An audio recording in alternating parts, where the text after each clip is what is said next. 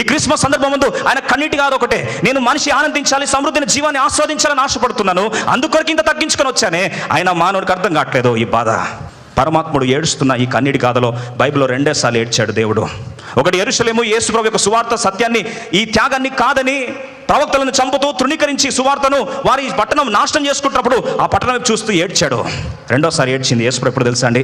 లాజరు మరణించాడని తెలిసి ఆ లాజరు గురించి అందరు ఏడుస్తున్నాడు. యేసు లాజరుని ప్రేమించాడు. ఆ చనిపోయిన బంధకంలో బందీ అయిపోయిన లాజరు, ఈ కుటుంబం యొక్క నిరీక్షణ భూస్థాపితమైన లాజరు చూసి యేసు కన్నీళ్ళు విడిచాను. ఈరోజు ప్రభు ఏడుస్తున్నాడు నీ గురించి. ఎందుకు తెలుసా? మానవుడు నా నుంచి దూరం వెళ్ళిపోయాడు, తిరిగి కనెక్ట్ అయితే బాగుండు.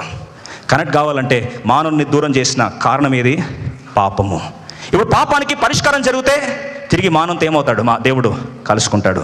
పరిష్కారం జరగాలంటే పాపం పోవాలి. పాపం పోవాలి అంటే 3 షరతులు వర్తిస్తాయి. నా చేతికి మురికి పోవాలంటే నీళ్లుతో కడుక్కుంటే పోతుంది. అంటే ఇంకో మాటలో తప్పుకి, నేరానికి రక్తం కార్చాలి. ఇది మొదటి షరతు. పాపానికి ప్రాయశ్చిత్తం జరగాలంటే రక్తం చిందించాలి. 2వది ఏం తెలుసా అండి? చిందించబడబోయే రక్తము పవిత్రమైనదై ఉండాలి. మీరు అనొచ్చు, పవిత్రమైన రక్తం ఎందుకని?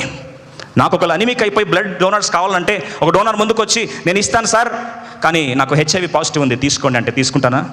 తీసుకోను. ఆలోచించండి, ఒక భౌతికమైన శరీరానికే రక్తం దానం కావాలి అంటే HIV పాజిటివ్ ఉన్న రక్తం తీసుకోవట్లేదే. మరి అట్లాంటిది మానవాళి యొక్క పాప ప్రక్షాళన జరగాలి అంటే, ప్రాయశ్చిత్తం జరగాలి అంటే చిందించబడబోయే రక్తము 2వది పవిత్రమైనదై ఉండాలి. The blood that is to be shed must be Holi.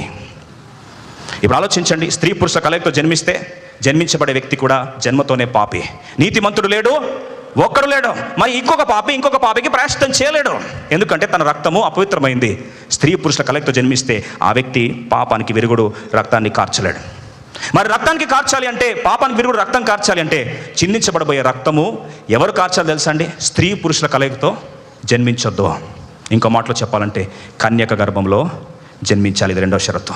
3వది, ఏ శాస్త్రం అయితే దేవుడు రాశాడో తప్పు చేస్తే చేస్తావు, ఈ పాపం నన్ను దూరం చేస్తుందని ఎప్పుడైతే శాస్త్రం రాశాడో, పాపాన్ని విరుగుడు జరగాలంటే శాస్త్రం రాసిన దేవుడే చావాలి.